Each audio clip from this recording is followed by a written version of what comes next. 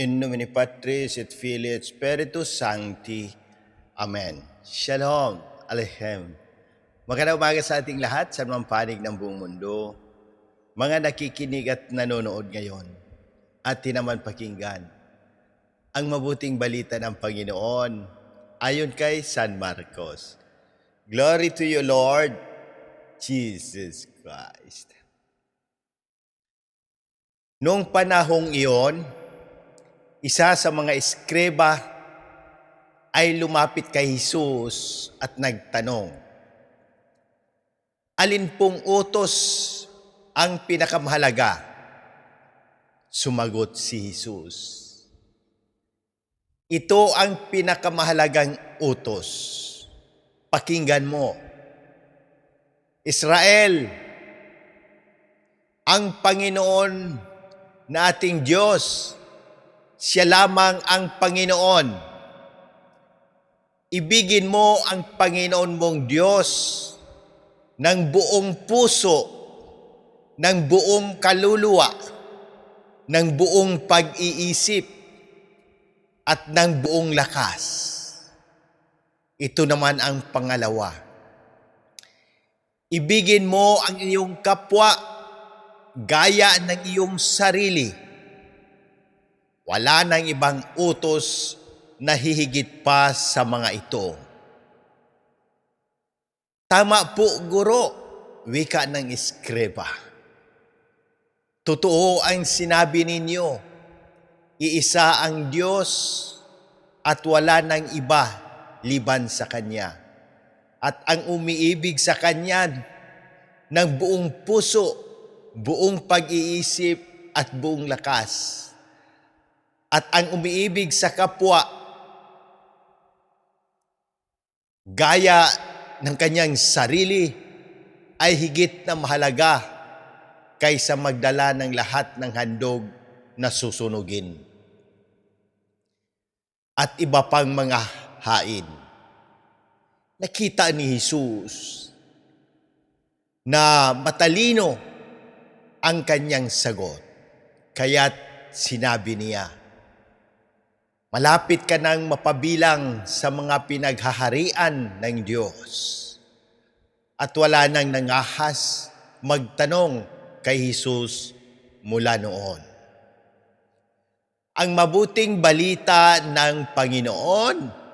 Praise to you, Lord Jesus Christ.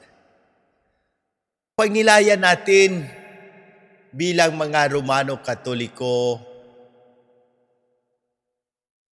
ngayong Huwebes ng ikasyam na linggo ng karaniwang panahon. Sa mabuting balita ngayon, malinaw na itinuro ni Jesus kung ano ang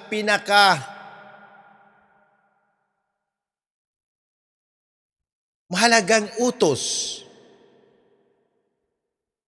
Ibigin ang Diyos ng buong puso, buong kaluluwa, buong pag-iisip, at buong lakas.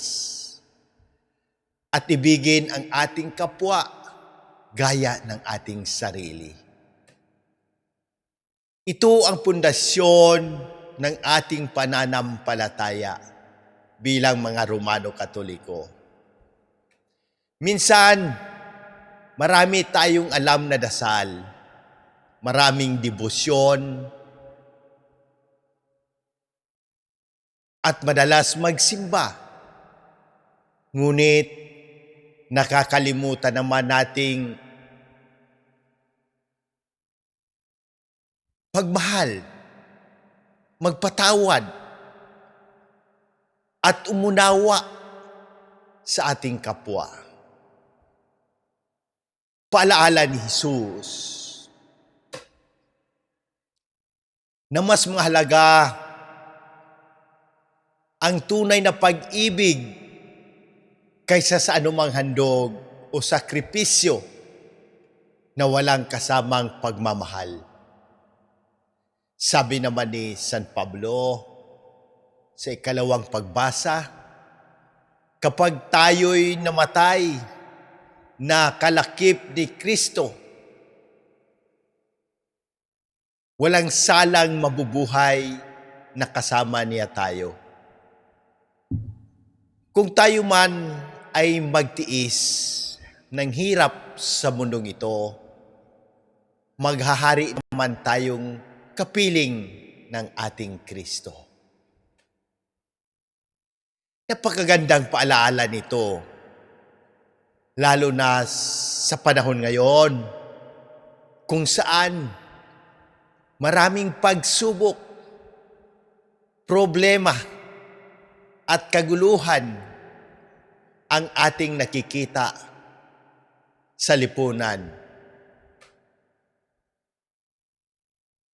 Lalo na ang nangyayari sa Senado. Puro na lang drama, puro na lang bangayan. Nawawala na ang tunay na trabaho nila. May mga tao na parang kandidato tuwing eleksyon. Kapag kampanya, lahat mahal nila. Kinakamayan, niyayakap, at pinangangakuan. Pero pagkatapos mahalal, parang nawalan ng signal ang pagmamahal. Hindi na matawagan. Mayroon ding mga opisyal na parang wifi kapag kailangan mo. Mahina ang koneksyon. Pero kapag malapit na ang eleksyon, biglang full bars ang signal. Nakakatawa man. Pero pinapaalala nito na ang tunay na pag-ibig at paglilingkod ay hindi dapat depende sa posisyon, kapangyarihan o pansariling interes. Ang Kristiyanong pag-ibig ay tapat kahit walang nakakakita at walang kapalit. Bilang mga Romano Katoliko, ano ang dapat nating gawin? Manatiling tapat sa Diyos kahit mahirap, dumalo sa banal na mesa at tumanggap ng mga sakramento, magdasal araw-araw at magnilay ng salita ng Diyos. Magpatawad kahit nasaktan. Tumulong sa nangangailangan. Maging mabuting halimbawa sa pamilya at komunidad. Ipanalangin ang ating simbahan at bayan. Kapag tayo ay nanatiling tapat kay Kristo hanggang wakas, ang pangako niya ay buhay na walang hanggan. Hindi man tayo perpekto, ngunit ang mahalaga ay patuloy tayong bumabangon at nagtitiwala sa kanyang awa at pagmamahal. Pagpalain ng lahat ng bansa sa daigdig, sapagkat ikaw ay tumatalima sa akin. Ang pagsunod sa Diyos ay hindi kailanman nasasayang. Ang biyaya niya ay umaabot hindi lamang sa atin, kundi maging sa ating pamilya, komunidad at buong bayan. Manalangin tayo. Ama naming mapagmahal, lumalapit kami sa iyo sa pamamagitan ni Hesukristo at sa pamamagitan ng makapangyarihang panalangin ng mahal na Berheng Maria. Ipinagdarasal namin ang lahat ng may karamdaman, pisikal, emosyonal, mental at espiritual. Ipagkaloob mo ang agarang pagaling at lakas kina Monsignor Ismael, Padre Arnel, Padre Ayan, Padre Lorenzo Boots, Padre Boy, Raul, Jonah, Adela, Fatima, Raymond Lawrence, Faith, Rino, Rochelle, Irene, Ami, Elvera, Josefina, Cecilio, at sa aming buong pamilya. Pagpalain mo rin ang lahat ng nakabasa, nakikinig at nakapanood nito. At lalo na ang may dinadalang sakit, kalungkutan at mabigat na suliranin.